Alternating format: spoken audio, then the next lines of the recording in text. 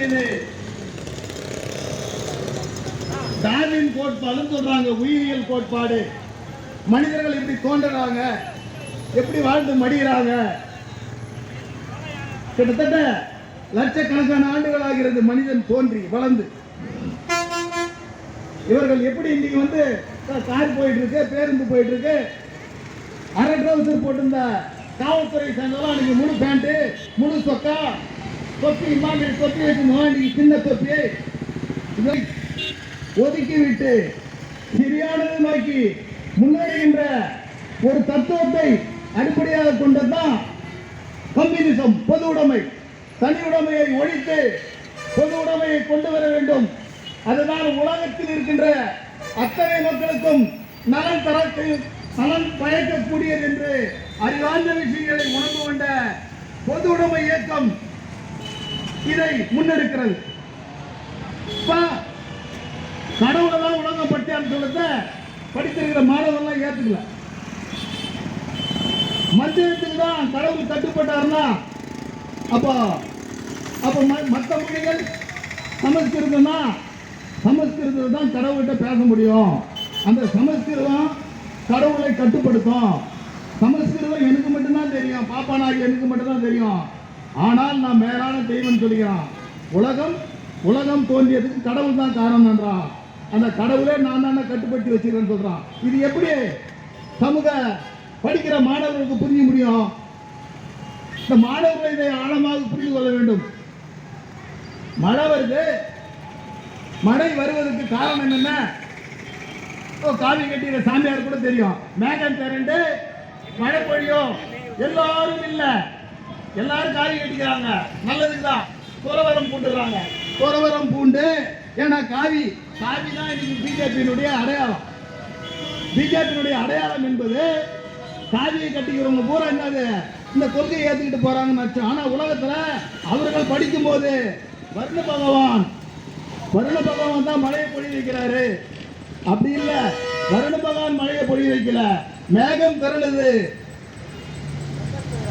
நீர்நிலையில் இருக்கிற நீர்கள் ஆவி மேல போய் குளிர்ந்து மழையாக பொழிகிறது என்பதுதான் அறிவியல்.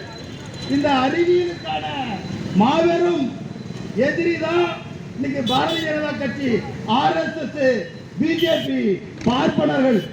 இவர்கள் தான் உலகத்தை மறுபங்கீடு செய்ய இவர்கள் தங்களுடைய கருத்துக்களை முன்வைக்கிறார்கள். ஏன் சொன்னா இன்னைக்கு திருவண்ணாமலை நகர மக்களுக்கு தெரியும், வெள்ளி சனி ஞாயிறு பௌர்ணமி வந்தா சரி, இங்கே மக்கள் உள்ளூர் மக்கள்லாம், நான் ஏற்கனவே இந்த கூட்டத்தில் பேசியிருக்கேன், உள்ளூர் மக்கள்லாம் ரொம்ப நெருக்கடிக்குள்ள ஆகணும். இன்னைக்கு நேற்று முக்கியமான பேச்சே அதான். ஆந்திரா, கர்நாடகா, ஒடிசா, தெலுங்கானா வரவங்க பூரா கார ரோட்ல நிறுத்தி போடுறான் கோயிலை பார்க்கறதுக்கு. அப்போ அவர்களால் வந்து இந்த சமூகத்தை இன்னும் மாட்டு உருவாக போறாங்க. இங்க கடலாளம் வணிகம் பண்ணணும், விவசாயம் பண்ணணும், மாணவர்கள் படிக்கணும். இதெல்லாம் வழியா வரது. இந்த வழியாக வருவது என்பது என்ன? பொது உடைமைவாதிகளால், அந்தந்த தேசிய அறிவாளிகளால், அந்தந்த தேசியத்துக்காக போராடக்கூடிய தேசியம் சொன்னா தமிழ் தேசியம். நான் தமிழ் மொழி பேசுறேன். தமிழ் மொழியில அறிவு பெற்றுக்க முடியும். தமிழ் வழியா தான் விவசாயத்தை ஊக்குவிக்க முடியும்.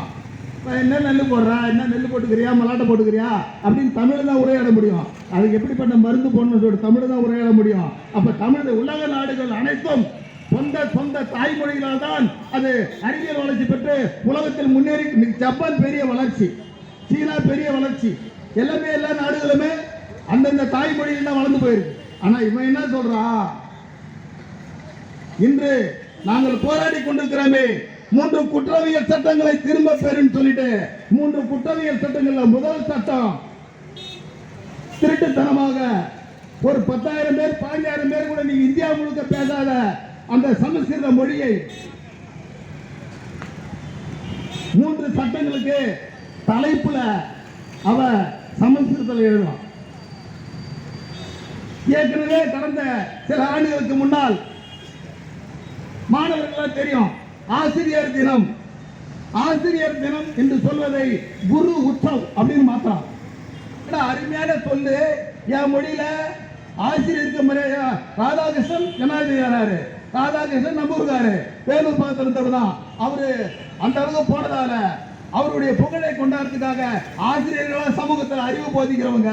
இப்ப நான் சொன்ன இல்லைங்களா, எனக்கு அறிவியலை, சிந்தனையை, கருத்துக்களை, கணிதத்தை, உலக சிந்தனையை பொறுத்து முறை ஆசிரியர் தான். அவர்கள் இல்லாமல் இந்த உலகம் இல்லை.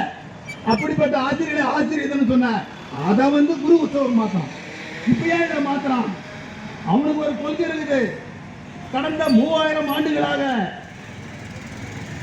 இங்கே இந்து ராஷ்டிரத்தை அமைப்பதற்காக இந்தியாவில் இருக்கிற அத்தனை தேசிய மொழிகளையும் ஒடுக்கி அவனுடைய உரிமைகளை பறித்து நசுக்கி நசுக்கி நசுக்கி நசுக்கும் போது நம்மளும் சும்மா ஏற்று போராடுவோம்.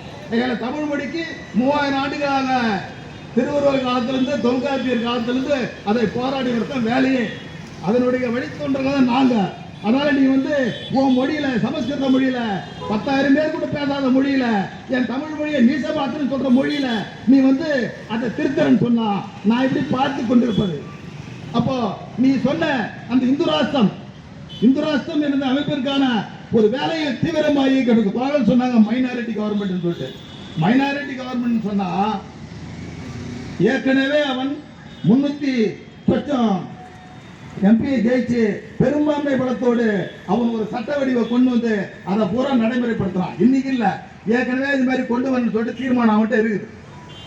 அப்போ இங்கே நாம் போராடி கொண்டு நம்மளாம் என்ன பண்ணி ஆகணும்?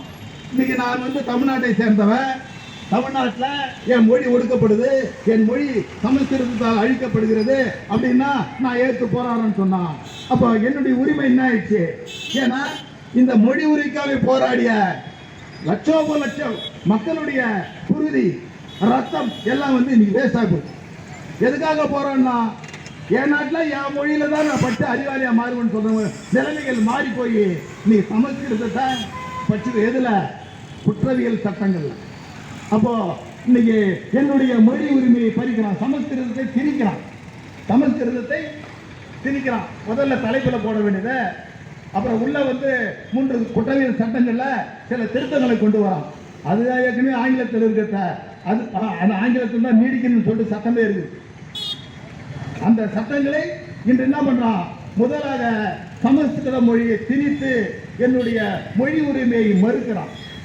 நான் என் மொழியில இதுவரைக்கும் இந்திய போராடுற தோழர், தமிழ் வழி கல்வி இயக்க தோழர் சின்னப்பா தமிழர் சொன்னாரு, மொழி உரிமைக்காக 1935 போராடி 65 போராடி அதை தடுத்து நிறுத்தி ஒரு பொய்யான வாக்குறுதியை, நேருவின் உறுதிமொழி, தமிழ் இந்தி பேசாத மக்கள் விரும்புகின்ற வரை ஆங்கிலம் இணைப்பு மொழியாக நீடிக்கணும்னு சொல்ற விஷயத்தை இன்னைக்கு காலில் போட்டு மீசிட்டானுங்க.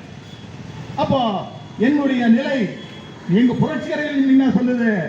எந்த வகையிலும் இவர்கள் உலக மனித நேயத்துக்கு எதிரானவர்கள். மொழி எல்லா நாடுகளும் மொழியால் தான் வளருதுன்னா, மொழியால் தான் அந்த நாடுகள் அடைக்கப்படுதுன்னா இவன் திட்டம் என்ன? அவன் சமஸ்கிருதத்தை நிலையாக கொண்ட ஒரு ராஜ்யம் கட்டுறான். பலவும் சொல்றான், 240 நாடுகளில் நாங்கள் கடவுளை கொண்டு போய் நிறுவிட்டோம், இந்து மதத்தை நிறுவிட்டோம், அது பல்கி செல்லுறோம் உலகம் முழுக்க. அப்போ உலக மக்களினுடைய உரிமைகளை பறித்து கபலகாரம் செய்யறதுதான் அந்த பிஜேபி RSS உடைய வேலை. அந்த வகையில் முதலே எங்களுடைய மொழி உரிமையின் தலைவர் காரணமாக இந்த குற்றவியல் சட்டங்களை முதல்ல திரும்ப பெறு, இரண்டாவதாக மாநில உரிமைகளை பறிப்பது.